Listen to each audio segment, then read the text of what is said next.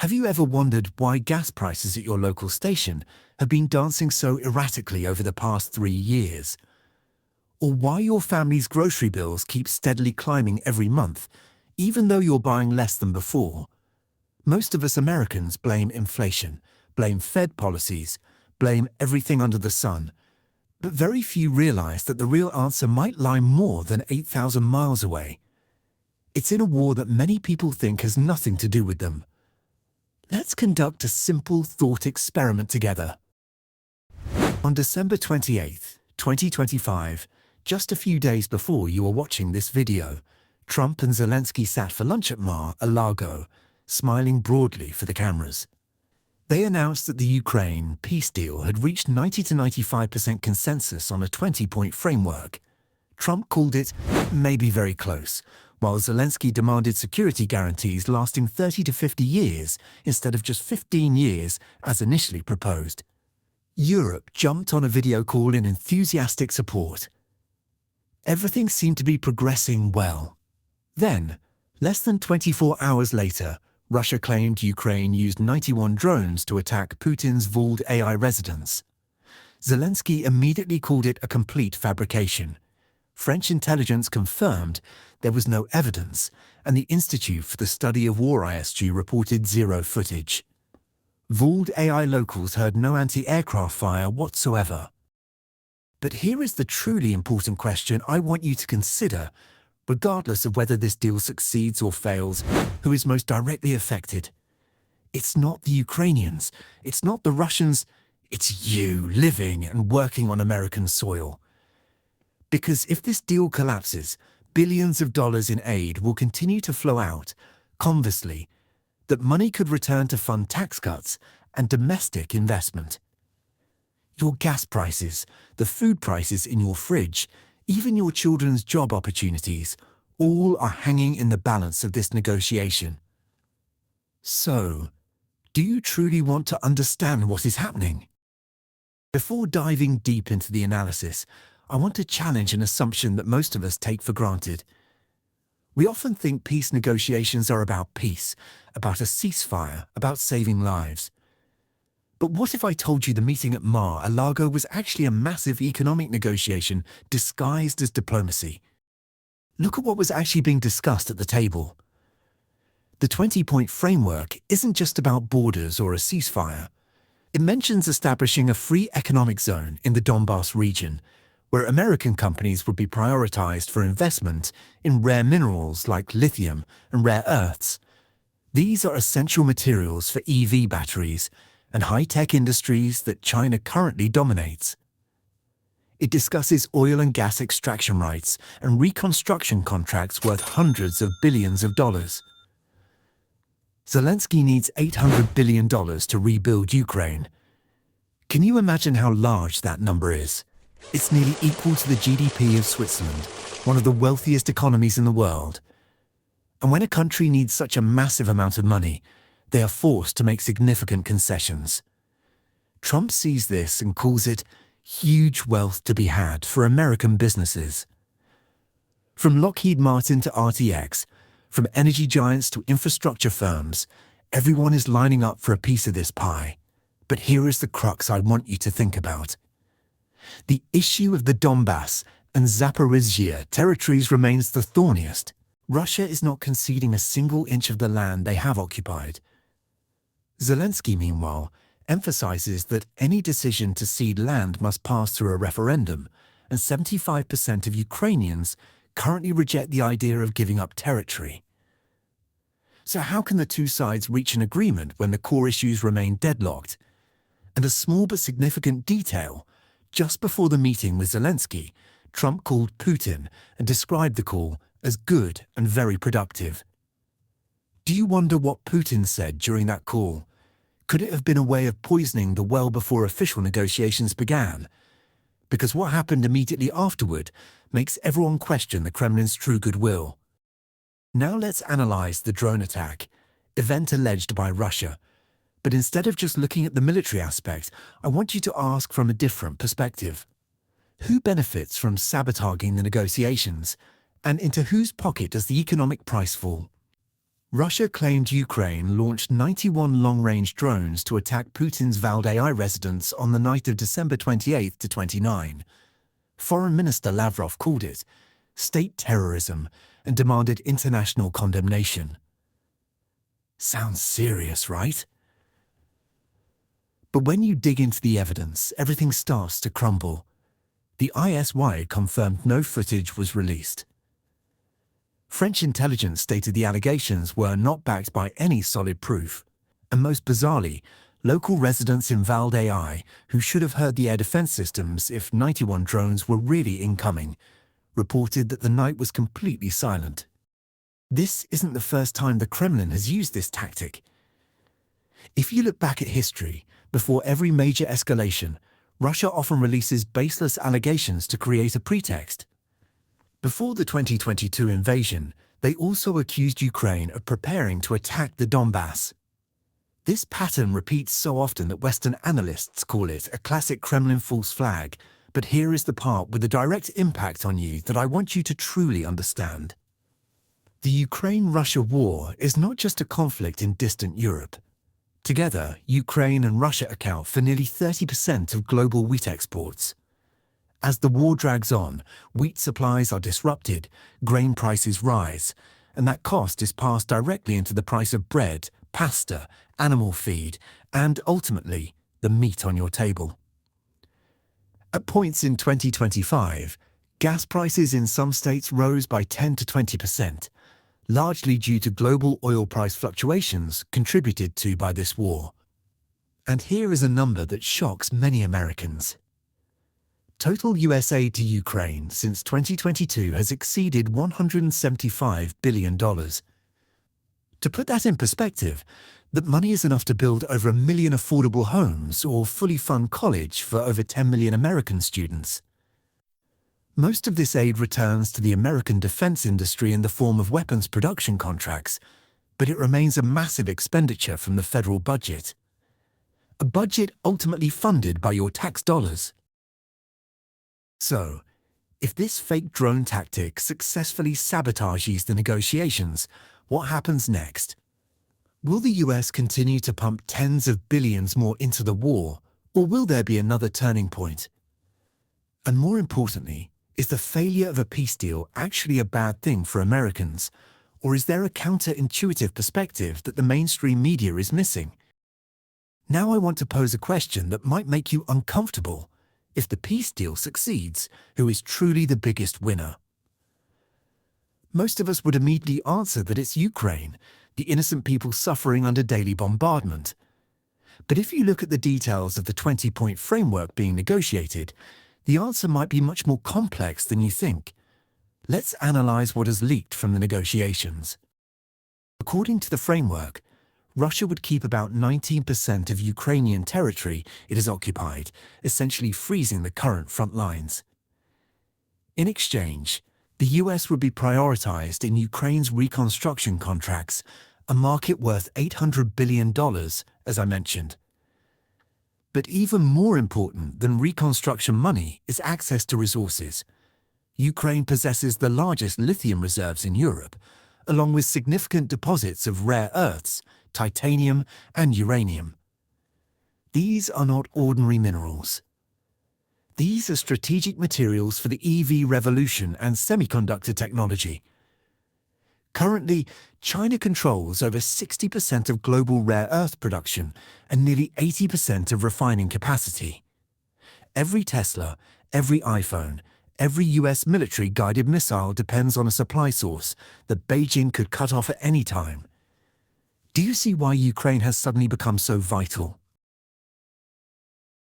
If the deal succeeds and US companies lead the extraction of Ukrainian minerals, it means thousands of new jobs will be created in Pennsylvania, Texas, and Arizona, states that produce batteries and high technology.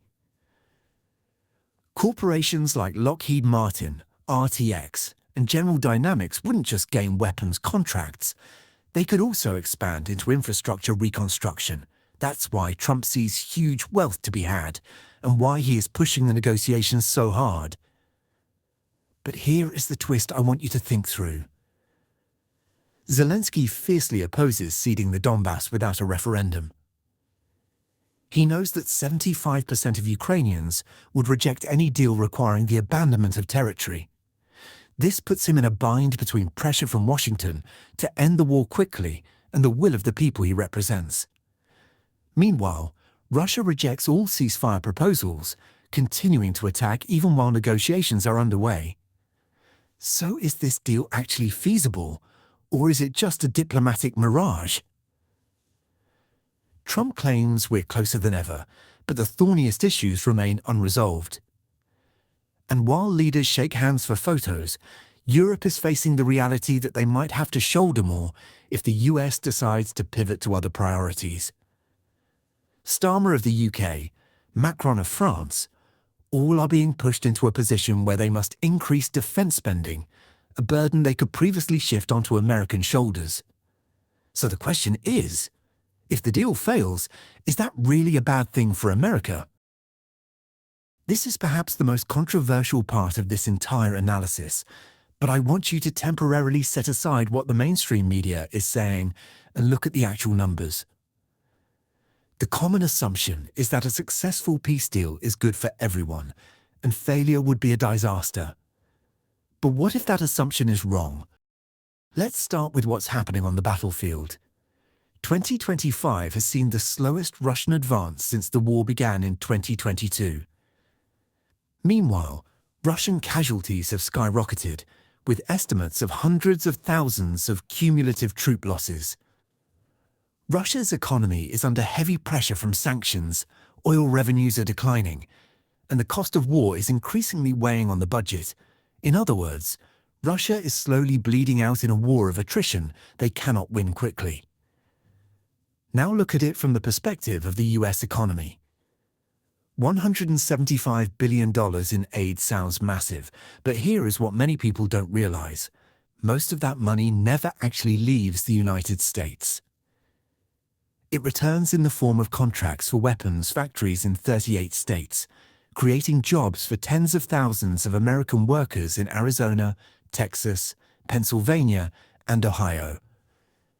Every Javelin missile sent to Ukraine is produced by American workers, with components from American suppliers.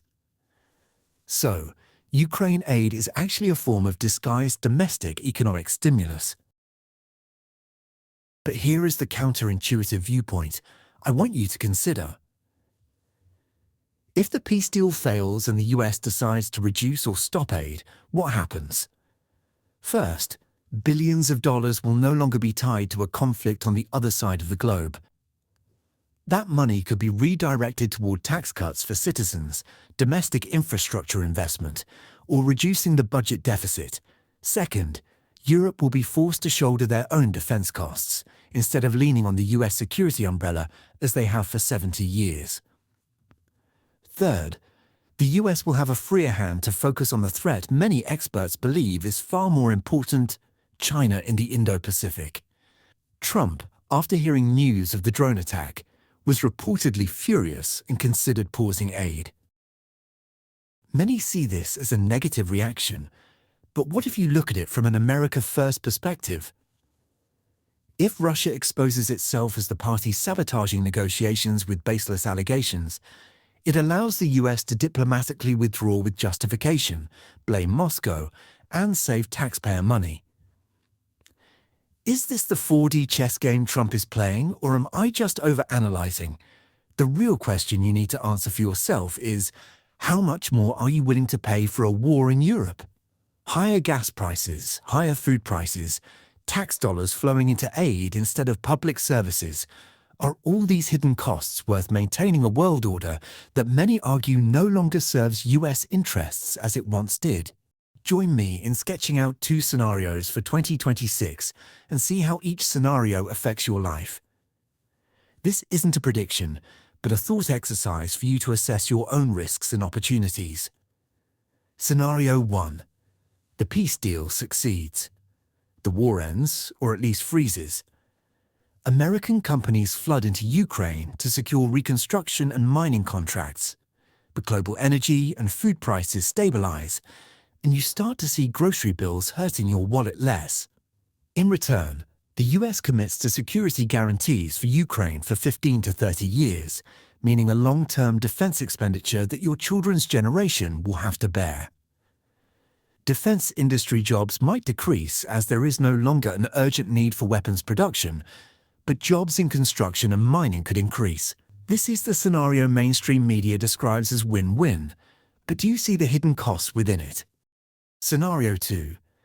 The deal collapses, and the war continues as a prolonged conflict of attrition. Russia continues its slow advance while suffering heavy losses. Ukraine continues to resist with drones attacking deep into Russian territory, targeting refineries and military infrastructure. The US might choose to reduce aid, forcing Europe to shoulder most of the costs. In this scenario, energy prices might fluctuate in the short term, but the US, as the world's largest oil producer, has much higher resilience than import-dependent Europe. US gas prices might rise slightly, but won't be catastrophic as many fear. Meanwhile, billions of dollars saved from cutting aid could be used for domestic priorities. But here is the factor most analyses overlook. Regardless of which scenario happens, the mineral deals that the US and Ukraine signed privately remain in effect. The joint investment fund established by both sides remains operational. In other words, American businesses can still benefit from Ukrainian resources regardless of whether the war ends or continues. That's why some analysts argue that Washington isn't actually in a rush to end the conflict, because the longer it lasts, the weaker Russia becomes, and the stronger the US negotiating position grows. So what will 2026 look like for your wallet? If you work in the defense industry in one of the 38 states with weapons plants, your job might be secure regardless of the scenario, because either aid continues or the US needs to replenish depleted stockpiles. If you were an average consumer worried about gas and food prices, the good news is that the US has enough domestic production capacity to avoid being as severely affected as Europe. And if you are a taxpayer concerned about how your money is used, this is perhaps the time to ask serious questions about the administration's true priorities. One detail from the December negotiations that few noticed: Trump suggested that Ukraine should accept a deal early before Russia seizes more territory. But at the same time, he didn't set any real deadline or pressure. Was that indecisiveness or a calculated strategy to prolong the game until the US is in the best position? I want to conclude the main analysis with a question you probably haven't heard anyone ask on mainstream news. Why does the American media always frame the failure of a peace deal as a disaster when there are perspectives that show the exact opposite? Look at what is actually happening that few people talk about. If the Mar-a-Lago deal collapses, the most direct consequence isn't that the US will have to spend more money, but that Europe will be forced to stand on its own 2 feet. For 70 years since World War II, NATO allies in Europe have benefited from the US security umbrella without paying their fair share of the costs. Germany, Europe's largest economy, spent only about 1.4% of its GDP on defense, far below the 2% NATO commitment. France and the UK are slightly better but still rely significantly on US military capabilities. When Trump pushes the America First policy and threatens to reduce the commitment to Ukraine, he's essentially sending a clear message to Brussels and Berlin: the era of free riding is over. And you know what? It's working. Starmer of the UK has announced plans to increase defence spending. Macron of France is pushing for a more independent European defence force. Germany, however reluctantly, is rearming at a pace unseen since the Cold War. So we've been through a long journey, from lunch at Mar-a-Lago to evidence-free drone allegations, from the 20-point framework to the direct economic impacts on your life. And if you noticed, I intentionally didn't provide a final conclusion for you, because that's not my job. If this video made you think, whether you agree or disagree with me, hit like so more people have the chance to access different perspectives. Subscribe and turn on notifications if you want to continue the journey of asking questions with me. and share this video with people you care about regarding the economic future of America. See you again. Keep asking questions. And remember, in a world full of information noise, the ability to think independently is your most valuable asset.